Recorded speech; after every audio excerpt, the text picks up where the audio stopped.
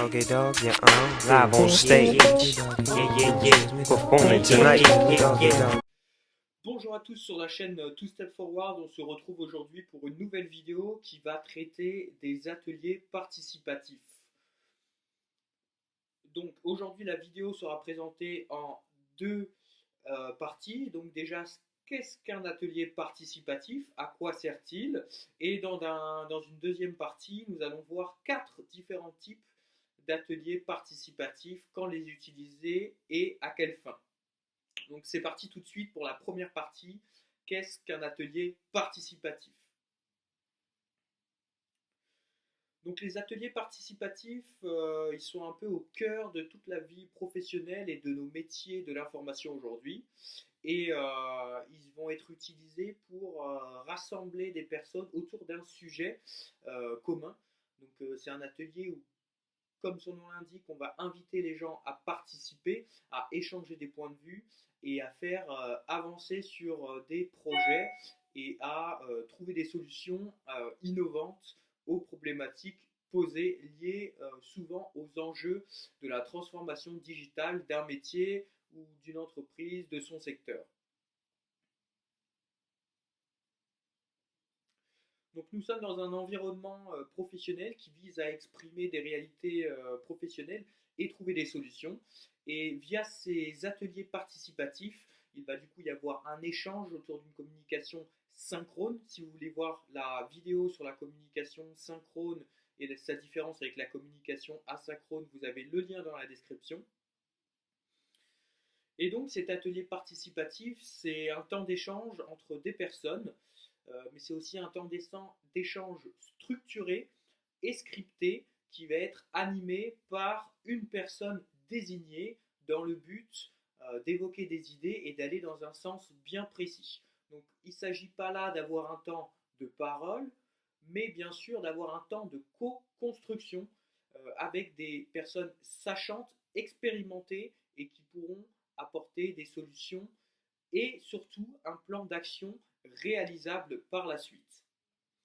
Donc pour résumer, un atelier participatif, ça vise à faire collaborer des personnes ayant un poids, une connaissance particulière pour trouver des solutions innovantes sur un sujet précis qui sera mené, structuré par un animateur d'atelier. On passe tout de suite à la deuxième partie qui est l'explication de 4 ateliers différents que nous pouvons retrouver dans nos situations professionnelles. C'est parti pour la deuxième partie.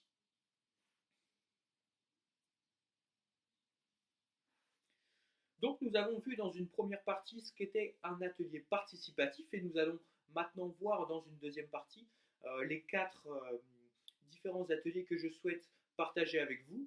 Donc nous avons un atelier qui s'appelle l'atelier de catharsis qui vise à faire s'exprimer les participants sur leurs craintes, leurs peurs, leurs doutes sur le projet. Donc que ce soit un projet de transformation, un projet d'acquisition, une nouvelle mission, il va falloir faire s'exprimer les participants afin que ces derniers puissent s'exprimer et soulever des points de crainte et qu'on puisse les adresser soit en séance, soit par la suite. Cet atelier de catharsis, il est hyper important. Il est possible de l'utiliser du coup en phase amont du projet, en tout début, pour pouvoir enlever tous les doutes que pourraient avoir les participants et les acteurs du projet et pouvoir les adresser et partir du bon pied et d'une voie commune, donc engager les participants en adressant des freins potentiels. Le deuxième atelier que je souhaite expliquer, c'est l'atelier de brainstorming. Donc cet atelier de brainstorming, brainstorm c'est le remue-ménage, c'est-à-dire qu'on va essayer de trouver des solutions, on va évoquer différentes idées qu'on va explorer par la suite si on les juge recevables, faisables par et pour le projet. Donc le brainstorming, c'est effectivement faire l'étalage de tout plein d'idées pour développer le projet, la mission, et puis ensuite d'explorer ces idées pour voir si elles sont faisables et viables. Donc il est intéressant d'avoir différentes populations pendant l'atelier afin d'avoir une vue le plus élargie possible sur des actions réalisables. On espère en fin d'atelier avoir une liste d'actions validées pour exploration ou pour réalisation. C'est l'atelier brainstorming. Un troisième atelier peut-être serait l'atelier d'exploration qu'on retrouvera plutôt sur des projets d'appropriation d'outils technologiques ou d'apprentissage d'une solution.